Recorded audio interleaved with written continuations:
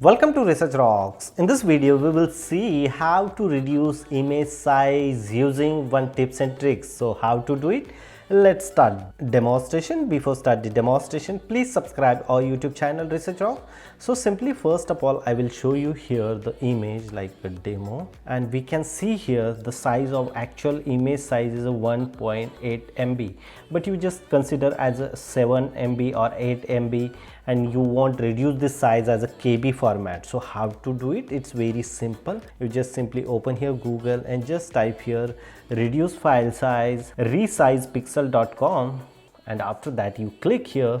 This platform is absolutely free. You can simply upload here JPG, PNG and GIF format file. So I just simply select, I upload this file, and we will see here, look at this, the original image here: compress size, resize, crop, mirror, rotated and convert. So many options are available, but we can see here resize of this image, like you can resize width and height and then accordingly resize. You want compress, so we can simply compress the size like auto, keep the quality is the best, and here simply compress. So my original size of this image is 1.8 MB.